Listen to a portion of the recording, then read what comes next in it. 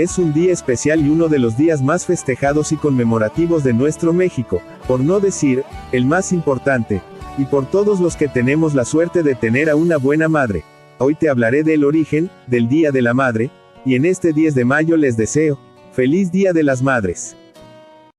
¡Dale, va! ¡Dale, dale, dale! ¿Qué tal amigos y amigas de YouTube? Yo soy Llorel, y bienvenidos, a Diverse 8. Recuerda que me apoyarías mucho suscribiéndote, dándome like, activando la campanita, y compartiendo mis videos y esta es, la sección, documentales cortos, y sin más que añadir comencemos.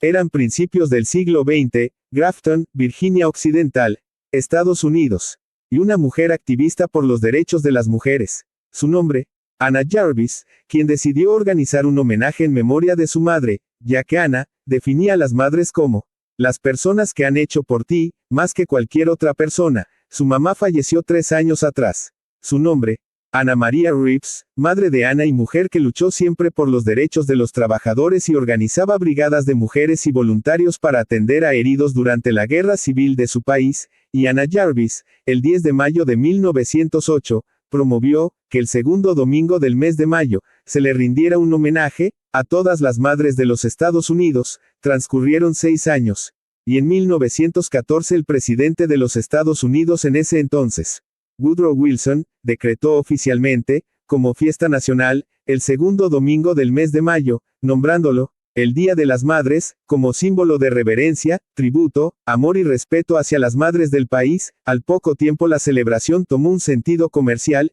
y fue ganando popularidad mundial y otros países lo empezaron a adoptar, y esto disgustó a Anna Jarvis. Ella misma promovió que se anulara la celebración, sin tener éxito.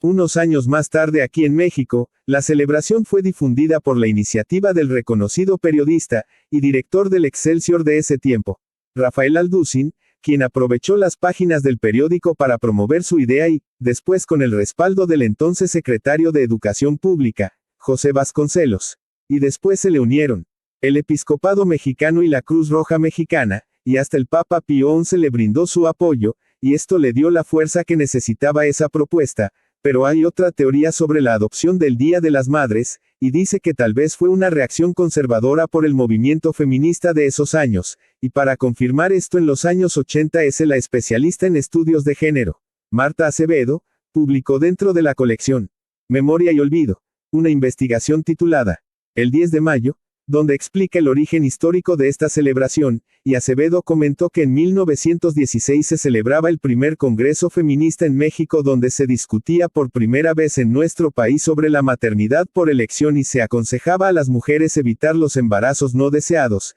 y años después se formó un grupo de mujeres que discutían en el país sobre la emancipación de las mujeres y sus derechos, lo que supuestamente provocó la reacción de algunos medios conservadores y se inició una campaña, en contra de estas ideas inmorales anti-procreación, y según Acevedo durante este periodo, fue que diferentes medios decidieron adoptar la celebración del Día de las Madres, y hacían propaganda y organizaban festivales para premiar a las mamás, más prolíficas, heroicas, reconocidas como las mejores, lo que después derivó en la construcción del Monumento a la Madre, que en 1944 el señor Manuel Ávila Camacho, entonces presidente, puso la primera piedra en el Jardín del Arte, ubicado, en la zona centro de la Ciudad de México, la obra a cargo de José Villagrán García, y Luis Ortiz Monasterio, y terminado en 10 de mayo de 1949, fue inaugurado por el presidente Miguel Alemán, la cual tiene la leyenda, a la que nos amó antes de conocernos.